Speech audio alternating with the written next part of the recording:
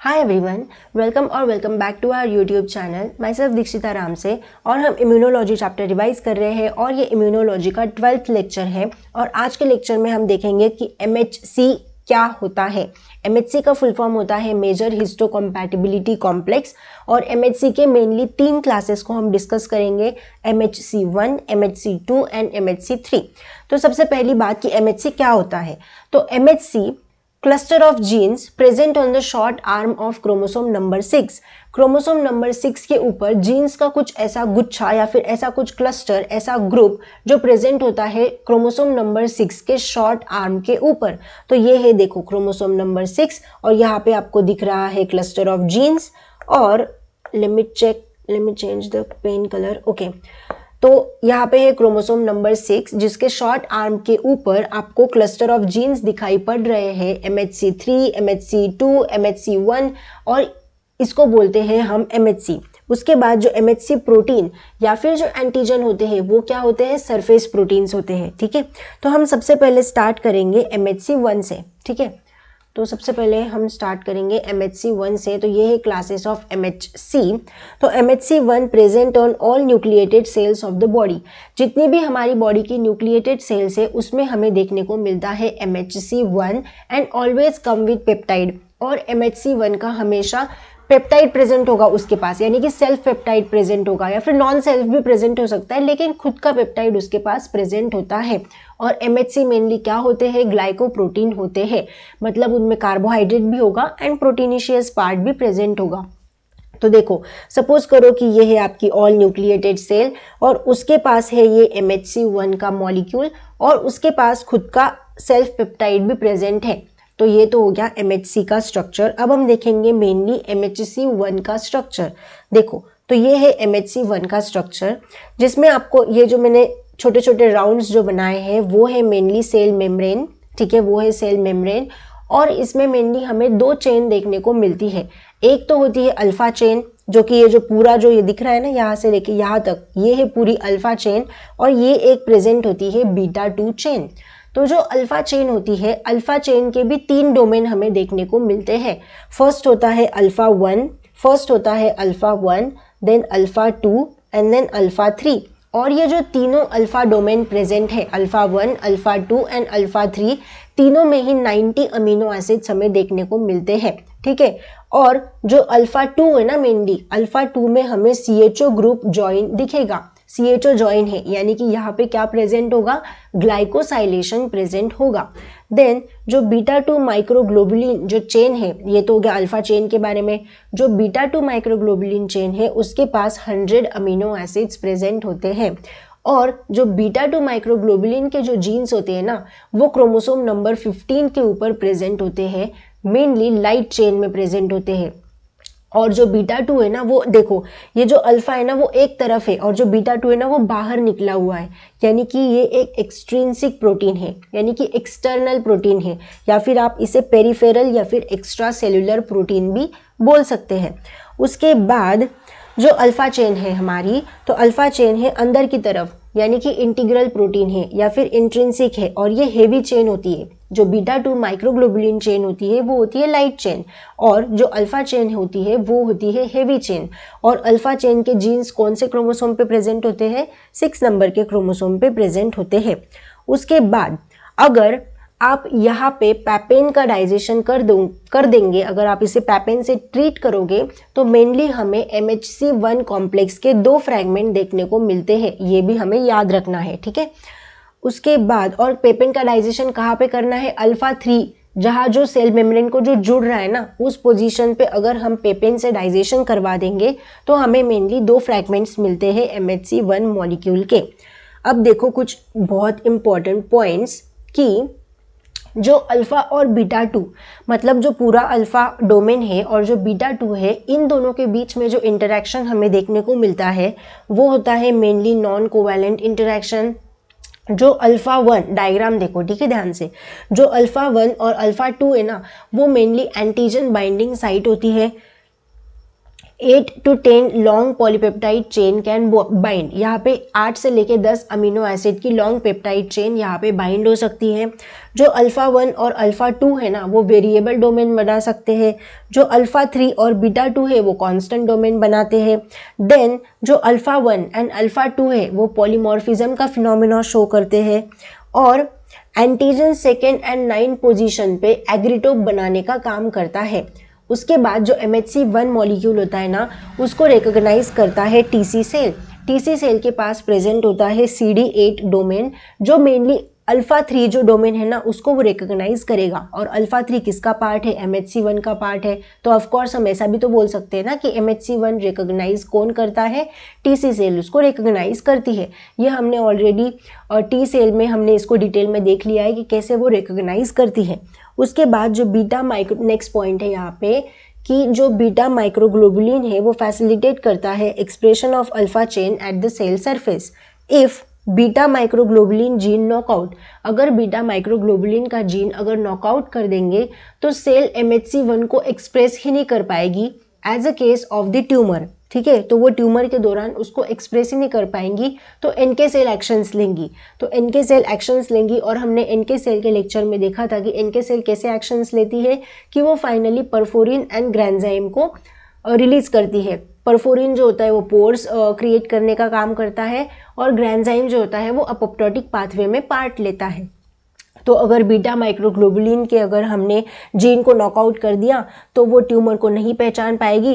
तो ऑफकोर्स जो NK cell है यानी कि नेचुरल किलर सेल है वो एक्शन में आएंगी एंड देन वो परफोरिन एंड ग्रैंजाइम को रिलीज करने का काम करेंगी।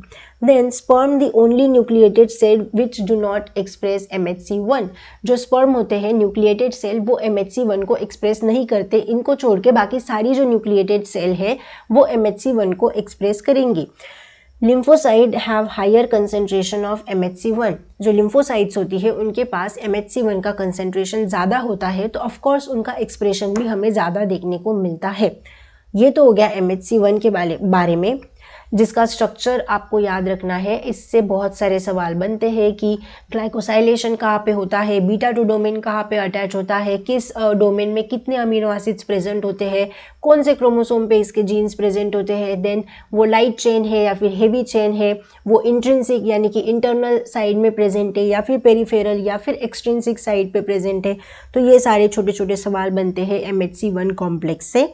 देन अब हम देखते हैं MHC2 के बारे में। तो देखो MHC2 present on all APC, यानी कि जितनी भी एंटीजन प्रेजेंटिंग सेल होती है वो प्रेजेंट करती है MHC को। जैसे कि DC यानी कि डेंड्रिटिक सेल हो गए, या फिर M-फैज यानी कि मैक्रोफेजेस हो गए, या फिर B सेल। ठीक है, और MHC2 भी क्या होता है? ग्लाइकोप्रोटीन होता है। तो ये रहा MHC2 का स्ट्रक्चर। ये है सेल मेम्ब्रेन, ये है आपकी सेल मेम्ब्रेन, और यहाँ पे हमें देखने को मिल रहे हैं 2 चेन, एक तो है अल्फा और एक है बीटा। अल्फा में भी हमें 2 डोमेन देखने को मिल रहे हैं। फर्स्ट वन है अल्फा 1 एंड देन उसके नीचे अल्फा 2। अल्फा 1 के पास क्या है? 90 अमीनो एसिड्स प्रेजेंट है। अल्फा 2 के पास भी 90 अमीनो एसिड्स प्रेजेंट है। और अल्फा 1 एंड अल्फा 2 दोनों में हमें CHO ग्रुप अटैच दिख रहा है, यानी कि दोनों में ही ग्लाइकोसाइलेशन देखने को मिल रहा है। और जो बीटा 1 है उसके पास भी 90 अमीनो एसिड्स प्रेजेंट है, और जो बीटा 2 है उसके पास भी 90 अमीनो एसिड्स प्रेजेंट है। और जो बीटा 1 है सिर्फ वहाँ पे ही हमें CHO ग्रुप अटैच दिख रहा है, यानी कि सिर्फ बीटा 1 के पास ही ग्लाइकोसाइलेशन हमें देखने को मिल रहा है। बीटा 2 पे हमें ग्लाइकोसाइलेशन देखने को नहीं मिल रहा। ठीक है, उसके बाद तो अगर पूछेंगे कि ग्लाइकोसाइलेशन MHC2 कॉम्प्लेक्स में हमें कहाँ कहाँ देखने को मिलता है, तो अल्फा 1, अल्फा 2 एंड बीटा 1। उसके बाद जो अल्फा 1 और बीटा 1 इन दोनों के बीच में जो इंटरेक्शन है वो है मेनली नॉन कोवैलेंट इंटरेक्शन। ठीक है, ये भी हमें याद रखना है। उसके बाद अगर हम पैपेन का डाइजेशन करेंगे यहाँ पे, तो हमें मेनली 3 फ्रैगमेंट्स देखने को मिलते हैं।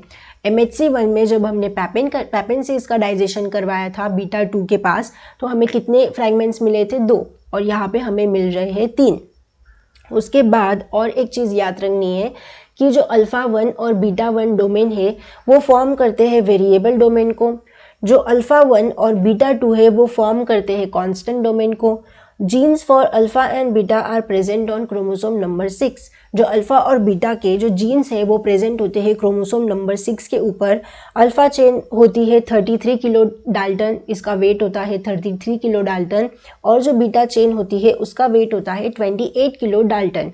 जो अल्फा चेन होती है ना उसके पास एक्स्ट्रा ग्लाइकोसाइलेशन होता है। ऑफ कोर्स हमने देखा ना कि अल्फा 1 के पास भी है ग्लाइकोसाइलेशन, अल्फा 2 के पास भी है, लेकिन बीटा में सिर्फ बीटा 1 के पास है, बीटा 2 के पास नहीं है। तो ऑफ कोर्स हमें एक्स्ट्रा ग्लाइकोसाइलेशन देखने को मिलता है अल्फा चेन के पास। उसके बाद जो MHC2 कॉम्प्लेक्स होता है उसको रिकॉग्नाइज करती है TH सेल यानी कि T हेल्पर सेल, और इनके पास क्या प्रेजेंट होता है, CD4 प्रेजेंट होता है TH सेल के पास। तो CD4 जो होती है ना वो रिकॉग्नाइज करती है बीटा 2 डोमेन को, और बीटा 2 डोमेन किसका है, MHC2 का। तो ऑफ कोर्स वो रिकॉग्नाइज करेंगी MHC2 को। उसके बाद जो अल्फा 1 और बीटा 1 है विच शोज द पॉलीमॉर्फिज्म, जो अल्फा 1 और बीटा 1 है वो पॉलीमॉर्फिज्म को शो करते हैं और वो एंटीजन बाइंडिंग साइट भी बनाते हैं, ठीक है।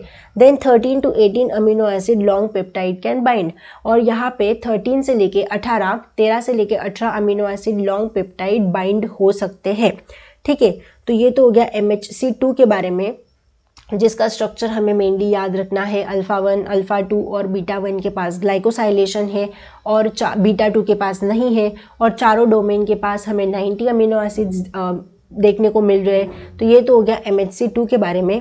अब हम देखेंगे MHC3 के बारे में। देखो, तो जो MHC3 होता है ना वो कोई सेल सरफेस प्रोटीन नहीं होता, ये एक सिक्रीटरी प्रोटीन है। MHC1 और MHC2 जैसी कोई सिमिलैरिटी हमें इसमें देखने को नहीं मिलती, इसका एंटीजन प्रेजेंटेशन में भी कोई रोल नहीं है।